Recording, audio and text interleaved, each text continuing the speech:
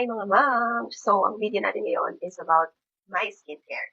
So, actually, yung skincare ko na to is, ginagawa ko na talaga siya, or routine ko na talaga siya, before pa, nung dalaga ko, and up to now, na may asawa at anak na ako. So, ano nga ba yung mga pinapahid na nilalagay ko sa aking face? So, pwedeng after maligo, after maghilamos, or basta after. Char. Pero, actually, yung skincare ko na to is ginagawa ko lang talaga siya every night. Pero, dahil nga ito, feeling tayo. So, papakita ko sa inyo since ito nga, kakatapos ko lang maligo. So, nakapag-scrub na din ako ng face gamit yung Pond's na facial scrub. And yung gamit kong sabon is yung sabon na nabibili lang sa grocery, which is around nasa 20 plus pesos lang siya. O, di ba, low budget, skincare lang tayo. So, mag-cleanse na tayo using my cotton pods and ang ating Skin White na power whitening na facial cleanser. So, ito.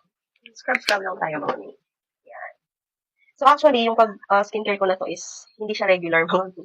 So, minsan, hindi natin mapigilan na tinataman tayo or wala na tayong time. Gaya ko, as a first time ma'am, madalas hindi ko nababalance yung oras ko lalo na pagdating sa ganitong eme-eme ako sa buhay. So, yung minsan, pagka nag-skincare ako, madalas, once a week, ganun lang. So, hindi naman kasi gaano masela ng ating face. Pero pagka minsan sinusubukan na lumalabas ang ating mga sigidib. So, ayan, hanggang leeg mga min. So, after nyan, papatuloy natin using my handy fan. So, check na to sa aking yellow basket. Pura lang ito mga min. And then, yan, papatuloy lang natin ng konti. So, yan, kita nyo naman, di ba? Nakikita ba? Yan. Waitin lang talaga ilalim ng mata ko mga min kasi kuya to the max ang ating baby girl. So, ayan. Since tuyo na siya, maglalagay tayo ng serum. So, ang gamit kong serum is from Brady. Yan, hindi ko na kung kita. Na Rose Hydrating Serum. Meron siyang Rose Extract Deep Hydrating Nutrition. So, hindi ko alam. Basta nakita ko lang to noon sa Orange app. And, ayun, tinry lang ng ate girl nyo, ng Nima nyo.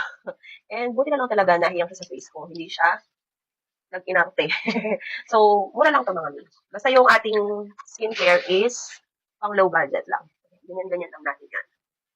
Hindi tayo gaano maarte. Basta, nakapag-skincare lang tayo. Talaga ako nagpalit ever since mula noon hanggang ngayon na may asawa na ako. Siguro nagpalit lang ako ng cream noon kasi yung cream na gamit ko noon is na face out. Yan. So, pagka talaga nagsisirum tayo, actually yung serum na gamit ko nito is, ayan, para siyang ma-oily. Actually, oily talaga siya habang pinapahid mo. Pero, pagka natuyo siya mga ni, pack na pack. Wait lang. Patuyin ulit natin using my blower. Nabilis lang matuyo yan mga ni. O, diba? So, hanggat maaari, kahit na hindi ko nababalance ng gaano yung aking time, minimake sure ko rin na kahit once a week lang, ganon, or every after 2 weeks. Di ba, wag ganang skincare ko. Eh, basta bakit ba yun yung hiyang ko? Wag tayong magpakilamanan. So, hindi, ganun talaga kasi ako mga milano na. Parang minsan ayaw din kasi ng face ko ng over. Yan, kagaya niya, lumabas yung aking mga sigidikita dahil ilang araw na ako nagpupuya. Puyatera kasi ang aking baby girl. So, ayan, mga nito yung tuyo na ng very light. Pagkaya natuyo na siya mga ni, maglalagay na tayo ng ating cream. So, ang cream natin is mura lang din, nabibili lang din kahit saan.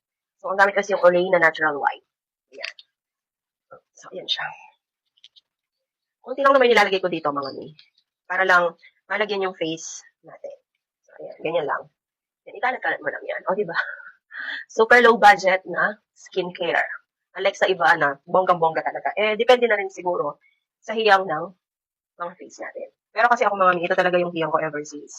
Buti kahit nagpalit ako ng cream, hiyang ko pa rin siya. Imagine, mula noon hanggang ngayon, no? Siya na lang ang matatag, kayo na lang ang hindi. Char! O, diba? Yan, ganun lang kasimple mga mi. May mga ano talaga, no? May mga products talaga na pwedeng hiyang siya sa atin or hindi. Kaya na lang nung iba, actually before, may mga na-try din ako. Nung mga unang best na mag-try ako ng mga products for my face. So, oo, una, okay sila. Kaya lang, habang tumatagal mga videos ko, nasira ang ating pagmumukha. Buti lang ngayon, kahit ganito kasimple lang na skincare na low budget, napakak pa rin ang ating face. O, diba? Hindi siya ganun ka-clear skin, pero okay na. Okay na for me. So, ayan, mga mamsi. I hope nag-enjoy kayo sa aking low budget na skincare routine. Yan lang. Bye!